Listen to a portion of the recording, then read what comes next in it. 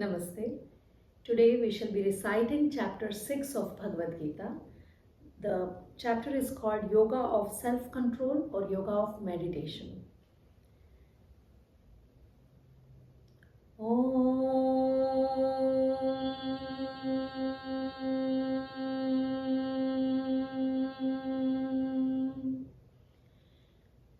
Om Shri Paramatmane Namaha.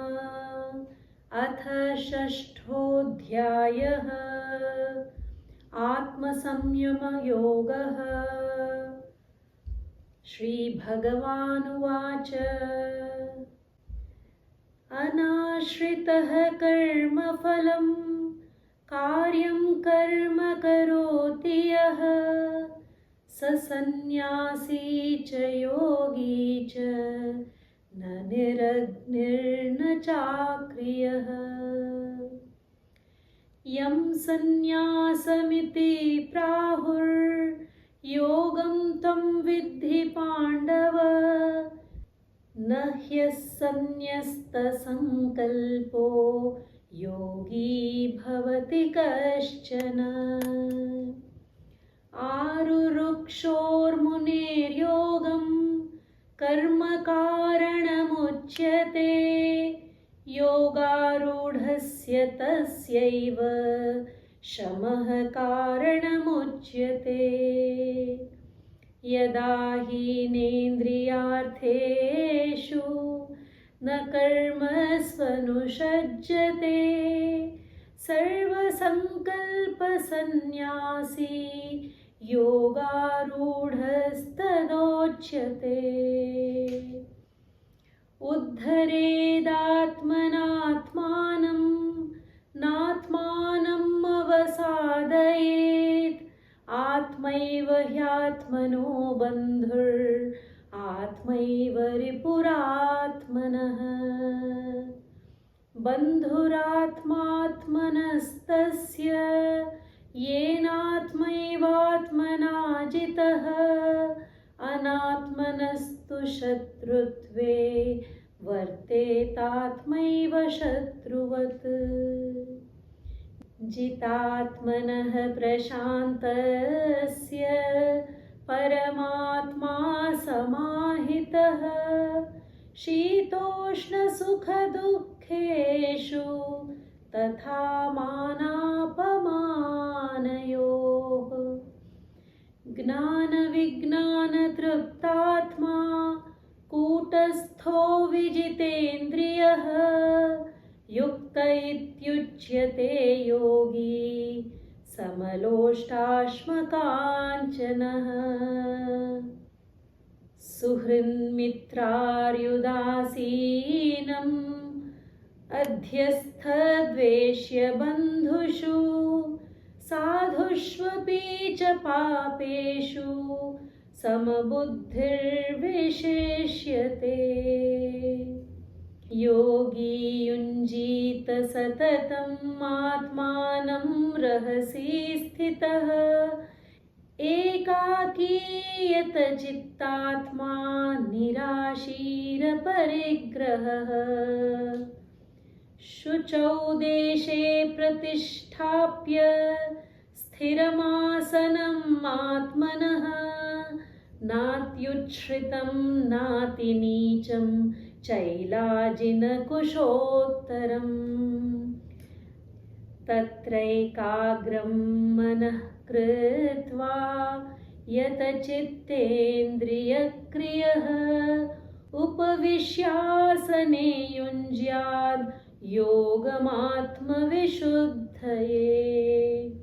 समं कायशिरो ग्रीवं धारयन्नचलं स्थिरः सम्प्रेक्ष्य नासिकाग्रं स्वं दिशश्चानवलोकयन्। प्रशान्तात्मा विगतभीर्ब्रह्मचारिव्रते स्थितः मनः संयम्य मच्चित्तो युक्त आसीत मत्परः। युञ्जन्नेवं सदात्मानं योगी नियतमानसः शान्तिं निर्वाणपरमां मत्संस्थामधिगच्छति। नात्यश्नतस्तु योगोऽस्ति न चैकान्तमनश्नतः न चाति स्वप्नशीलस्य जाग्रतो नैव चार्जुनः। युक्ताहारविहारस्य युक्तचेष्टस्य कर्मसु युक्तस्वप्नावबोधस्य योगो भवति दुःखः। यदा विनियतं चित्तम् आत्मन्येवावतिष्ठते निःस्पृहः सर्वकामेभ्यो युक्त इत्युच्यते तदा। यथा दीपो निवातस्थो नेङ्गते सोपमा स्मृता योगिनो यतचित्तस्य युञ्जतो योगमात्मनः। यत्रोपरमते चित्तं निरुद्धं योगसेवया यत्र चैवात्मनात्मानं पश्यन्नात्मनि तुष्यति। सुखमात्यन्तिकं यत्तद् बुद्धिग्राह्यमतीन्द्रियं वेत्ति यत्र न चैवायं स्थितश्चलति तत्त्वतः। यं लब्ध्वा चापरं लाभं मन्यते नाधिकं ततः यस्मिन् स्थितो न दुःखेन गुरुणापि विचाल्यते। तं विद्या दुःखसंयोगवियोगं योगसंज्ञितं स निश्चयेन योक्तव्यो योगो निर्विण्णचेतसा। संकल्पप्रभवान् कामान् त्यक्त्वा सर्वान् शेषतः मनसैवेन्द्रियग्रामं विनियम्य समन्ततः। शनैः शनैरुपरमेद् बुद्धया धृतिगृहीतया आत्मसंस्थं मनः कृत्वा न किञ्चिदपि चिन्तयेत्। यतो यतो निश्चरति मनश्चञ्चलमस्थिरं ततस्ततो नियम्यैत आत्मन्येव वशं नयेत्। प्रशान्तमनसं ह्येनं योगिनं सुखमुत्तमम् उपैति शान्तरजसं ब्रह्मभूतमकल्मषम्। युञ्जन्नेवं सदात्मानं योगी विगतकल्मषः सुखेन ब्रह्मसंस्पर्शम् अत्यन्तं सुखमश्नुते। सर्वभूतस्थमात्मानं सर्वभूतानि चात्मनि ईक्षते योगयुक्तात्मा सर्वत्र समदर्शनः। यो मां पश्यति सर्वत्र सर्वं च मयि पश्यति तस्याहं न प्रणश्यामि स च मे न प्रणश्यति। सर्वभूतस्थितं यो मां भजत्येकत्वमास्थितः सर्वथा वर्तमानोऽपि स योगी मयि वर्तते। आत्मौपम्येन सर्वत्र समं पश्यति योऽर्जुन सुखं वा यदि वा दुःखं स योगी परमो मतः। अर्जुन उवाच योऽयं योगस्त्वया प्रोक्तः साम्येन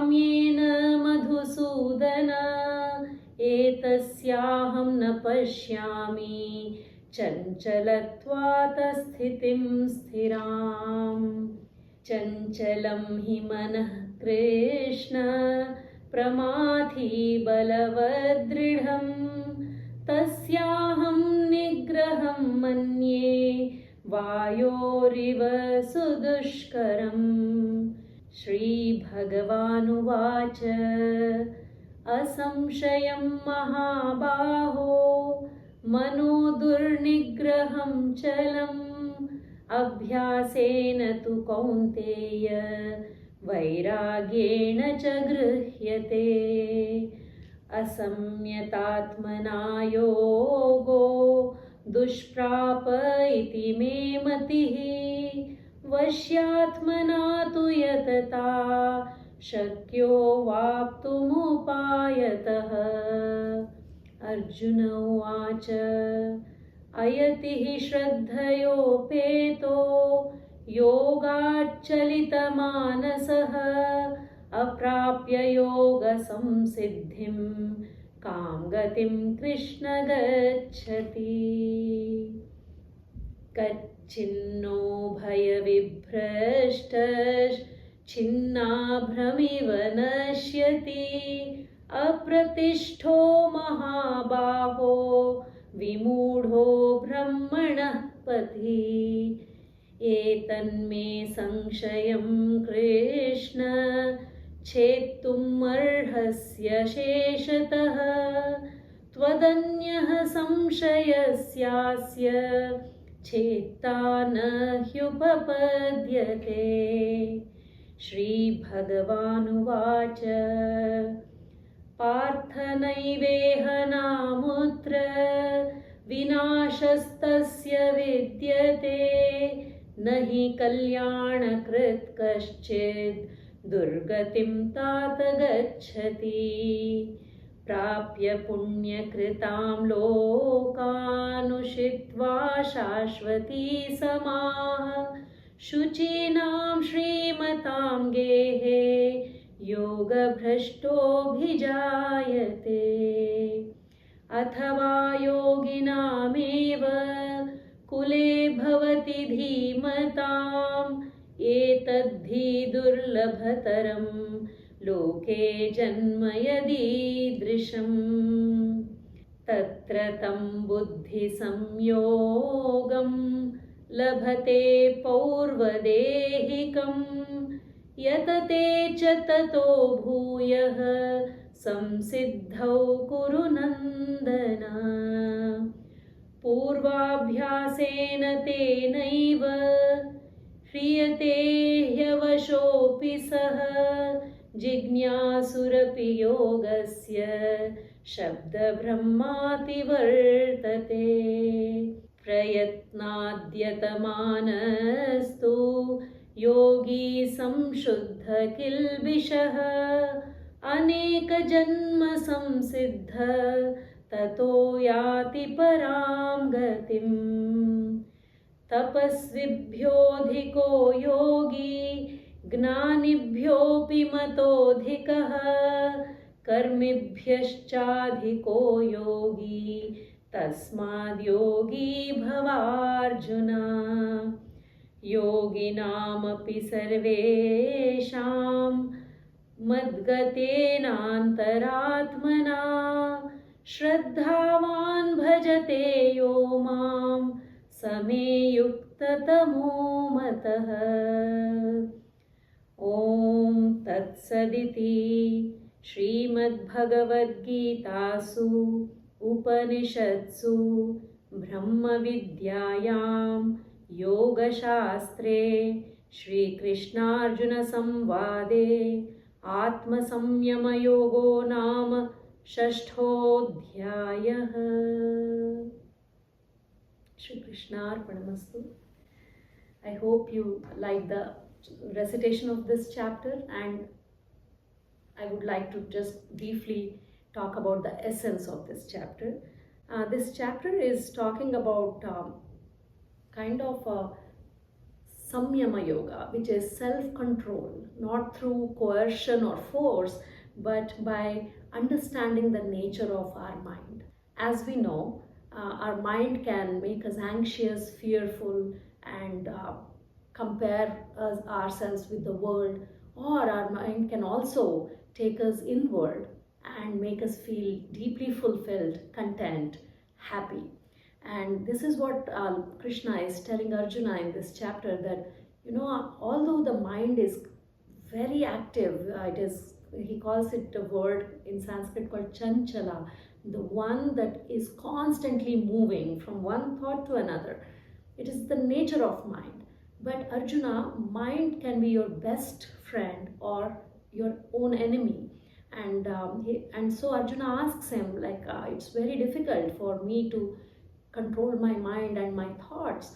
And to this, Krishna says, you can only achieve kind of control by turning your mind into your best friend. So not by force, but by balancing, knowing what the mind likes. And abhyasa, which is through practice, and vairagya, which is to let go. And so Krishna goes on to say that through practice and letting go of what happened in the last moment, you're constantly engaging your mind in a way that mind can be your true friend. Now let me give you an example. Suppose you have a very important goal, like you want to run 10 miles every week. And initially, the first week you have a lot of motivation and the adrenaline rush takes you to do that. But the second week you start seeing that your muscles ache and you don't feel like doing, other things feel more important. So how does one train? So you think of one thing that makes you happy doing this activity. Perhaps go on a run with your best friend or your partner, or have a reward for when you have completed the thing. And through meditation, like in Dhyana Yoga, he's talking about how to sit, how to make your seat comfortable, what kind of a place should be used for meditation. It should be free of distractions, it should be comfortable enough for us to sit down and focus, but at the same time not too comfortable that we fall asleep. So the thing to understand is this importance of meditation or self-control or mind control through meditation is to get the things that we have to do, our duties, in a better way. It's not to escape from our daily duty and sit on our meditation chair or in the prayer room and start meditating because I have a meal to cook for my family. No. You meditate so that you cook a better meal. You cook a delicious meal for your family, a nutritious meal. You meditate to become a better parent so that you can listen and understand your child better. You're not escaping your family members or your daily duties or your assignments to sit and meditate. He says meditate so that you see me, divinity, in each person that you come across during the day. In each task you are doing, use it as karma yoga to find your core. Be in that flow zone so that you are enjoying the process, you become one with the work. Who you are is what is transmuted through whatever you do. We could be doing anything, any task. It's not what we are doing, but how we are doing, and with how are we showing up to perform an action. And that is what is important. And Krishna is a master teacher. He is teaching Arjuna that it does not matter what you're doing, right? Like he has to fight this war.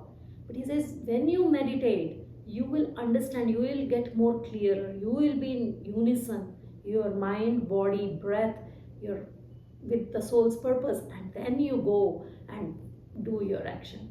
When you are completely engrossed, engaged in that work brings fulfillment, and that is what is needed. Moksha or liberation is not a destination. It's that freedom that comes from not having any expectations from any action that we are doing. And this is Krishna's message in this. So I hope you like the essence of this chapter. Let's continue this journey with chapter 7 next time.